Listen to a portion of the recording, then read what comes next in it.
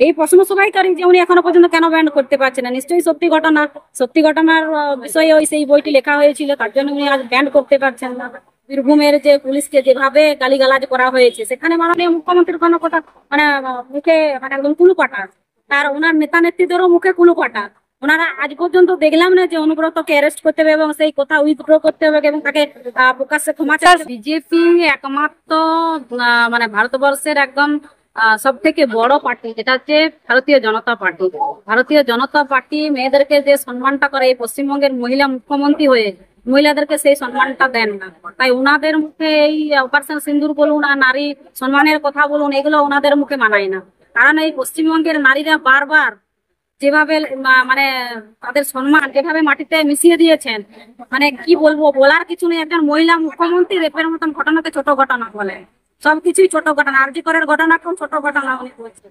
তাহলে এর থেকে আর লজ্জার জিনিস কি হতে পারে? আমরা জানি যে আমাদের ভারতবর্ষে হিন্দু নারীরা শাঁখা সিঁদুর এই নিয়েই আমাদের মানে আমাদের অহংকার বলুন অলংকার বলুন, এই দুটো জিনিসই আমাদের। তাই আমরা আমাদের যিনি স্বামী আছেন একবারই সিঁদুর সিঁদুর দেন, এবং সেই সিঁদুর আমাদেরকে যতদিন আমাদের স্বামী বেঁচে থাকবেন ততদিন আমাদের সেই সিঁদুর মাথায় দিতে হয়। তো পশ্চিমবঙ্গের যিনি মুখ্যমন্ত্রী আছেন, ওনাকে ভাবা উচিত যে ভারতবর্ষের প্রধানমন্ত্রী যাকে বিয়ে করেছিলেন সেই মহিলা আজও এখনো পর্যন্ত মঙ্গলসূত্র বলুন এবং শীতের সিঁদুর বলুন, এখনো পর্যন্ত ওনার স্মৃতিতে জল জল করতে আমরা দেখতে পেয়েছি। সোশ্যাল মিডিয়ার মাধ্যমে আমরা দেখেছি, ওনাকে সামনাসামনি দেখা সৌভাগ্য আমার হয়নি।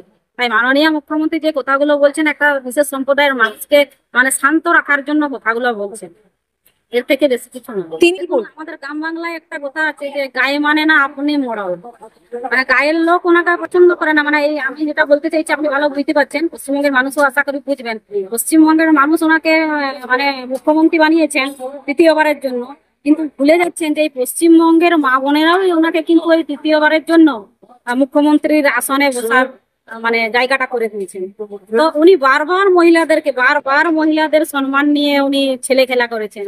আমরা দেখলাম যে একজন পুলিশের একজন বীরভূমের যে পুলিশকে যেভাবে গালিগালাজ করা হয়েছে, সেখানে মাননীয় মুখ্যমন্ত্রীর কোনো কথা মানে মুখে মানে একদম কুলুপাটা, তার ওনার নেতা নেত্রীদেরও মুখে কুলুপাটা। ওনারা আজ পর্যন্ত দেখলাম না যে অনুব্রতকে অ্যারেস্ট করতে হবে এবং সেই কথা উইথড্র করতে হবে এবং তাকে প্রকাশ্যে ক্ষমা চাইতে হবে। ফোনটা অব্দি এখনো বাজেয়াপ্ত করা হয়নি, পুলিশের ফোন বাজেয়াপ্ত হয়েছে। এবং আমরা কি দেখছি, মানে পশ্চিমবঙ্গের মানুষ আজ অবাক যে এই পশ্চিমবঙ্গের পুলিশ আজ টেবিলের তলায়, আরজিকর ঘটনাতে আমরা দেখেছি বাথরুমের ভিতরে। তো আমরা পুলিশের থেকে কি আশা করবো? আর এই পশ্চিমবঙ্গের পুলিশ একদম মেরুদণ্ড এদের নেই, একদম অমেরুদণ্ডী পানি এরা। মানে এদেরকে বলার কিছু নেই। এরা সাধারণত আমি যেটা একটা কথা বলতে চাই ওনাদের উদ্দেশ্যে, যে ওনারা ইউনিফর্মের সম্মান করতে জানেন না। ওনারা ইউনিফর্ম খুলে ওনারা মা বোন মেয়েদের সম্মান যদি বাঁচাতে না পারবেন, তাহলে ওনার ওই চাকরি ছেড়ে দেন। কিন্তু যে বইয়ের কথা আপনারা বলছেন, আমরা সোশ্যাল মিডিয়ার মাধ্যমে খবরের মাধ্যমে শুনেছি যে একটা দীপক ঘোষের একটা বই নাকি আছে। তো সেই বই উনি তো সবকিছুই করতে পারেন, কারণ উনি এই রাজ্যের মুখ্যমন্ত্রী, উনি পুলিশ মন্ত্রী, ওনার হাতে প্রশাসনিক ক্ষমতা আছে, উনি তো সবকিছুই পারেন। তাহলে সেই বইকে এখনো পর্যন্ত উনি ব্যান করতে পারছেন না কেন? এই প্রশ্ন সবাই করেন যে উনি এখনো পর্যন্ত কেন ব্যান করতে পারছেন না। নিশ্চয়ই সত্যি ঘটনার বিষয়ে ওই সেই বইটি লেখা হয়েছিল, তার জন্য উনি আজ ব্যান করতে পারছেন না। এটাই তো আমি তো বলতে চাই যে এই রাজ্যের মুখ্যমন্ত্রী পুলিশ মন্ত্রী একজন প্রশাসনিক মানে যত কিছু ক্ষমতা ওনার হাতের উপরে। তো ওনার তো উচিত এই বইকে ব্যান করে দেওয়া। এই বইয়ে সত্যি হয়তো কিছু আছে, তার জন্য উনি পারছেন না সেই মানে সেই জায়গাতে উনি আর লড়ে উঠতে পারছেন না। তার জন্য এই বই এখনো পর্যন্ত প্রকাশ্যে আসছে এবং সোশ্যাল মিডিয়ায় ভাইরাল হচ্ছে। জানি না কি লেখা আছে, আমি এখনো পর্যন্ত দেখিনি বইটা। তো উনি পারছেন না কারণ সত্যি কিছু আছে, ওদিকে কখনো ধামা চাপা দেওয়া যায় না। দেখুন, এটাই ওনার কাজ। কারণ বাংলাদেশ থেকে যেভাবে ঘুষপেটিয়ারা ঢুকছেন পশ্চিমবঙ্গে, একটা ভোট ব্যাংকে উনি মানে একটা সম্প্রদায়ের মানুষকে একদম সন্তুষ্ট করার জন্য উনি এইসব করছেন। কারণ কোন রাজ্যে ওবিসি এ বি আমরা কখনো শুনিনি, ওই পশ্চিমবঙ্গেই আমরা দেখছি শুনছি। তো যারা আমাদের ওবিসি এ বি সম্প্রদায়ের মধ্যে যারা আছেন, যারা অ্যাকচুয়াল ওবিসি, তারা কিন্তু চাকরি ক্ষেত্রে বলুন যে কোনো দিক দিয়ে কিন্তু বঞ্চিত হয়ে যাচ্ছেন। আর একটা বিশেষ সম্প্রদায়ের মানুষকে বেশি প্রাধান্য দেওয়ার ফলে এই ঘটনাগুলো ঘটছে। তাই এই এই পশ্চিমবঙ্গে যারা ওবিসিরা আছেন, তাদের আজ টনক নড়েছে। তাই বিভিন্ন জায়গায় তারা কেস ফাইল করেছেন, যার ফল আজ হাইকোর্টে সেই কেস চলছে, দেখা যাক কতদূর কেস। শেষ দেখেছি যে যখন বিএসএফ বর্ডারে দাঁড়িয়ে থাকেন সেই সময় কিছু মহিলাদেরকে লেলিয়ে দেওয়া হয়, এবং তাদের বিএসএফ এর উপর অনেক কেসও এই পশ্চিমবঙ্গের কিছু কিছু মানুষ করেছেন, যে বিএসএফ নাকি সেই মহিলাদের উপর অত্যাচার করেছে, এরকম অনেক কিছু আমরা দেখেছি। বিএসএফ কে দাঁড়িয়ে থাকার জন্য যে জায়গা, সেই জায়গায় পশ্চিমবঙ্গের সরকার দিতে পারে না, আর এই পশ্চিমবঙ্গের সরকার বড় বড় কথা বলে।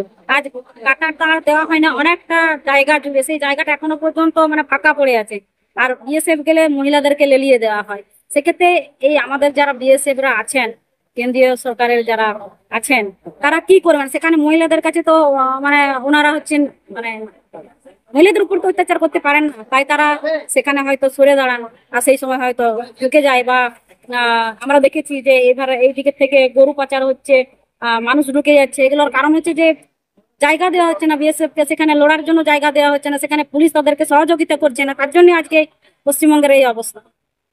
মাননীয় একজন মহিলা। দেখুন, পশ্চিমবঙ্গের মহিলারা বুঝে গেছেন যে লক্ষ্মীর ভান্ডার নিয়ে হয়তো আমাদের লক্ষ্মীর ভাড়াটা ভরতে হবে, কিন্তু আমাদের ছেলে মেয়ের ভবিষ্যৎ, তাদের সন্তানের যে চাকরি গেছে, আজ কারো স্বামীর চাকরি গেছে, এই যে শিক্ষকরা আজ রাস্তায় বসে আছেন, প্রত্যেকটি মা আজ বুঝে গেছেন যে লক্ষ্মীর ভান্ডার দিয়ে সংসার চলে না, লক্ষ্মীর ভান্ডার দিয়ে পেট ভরে না।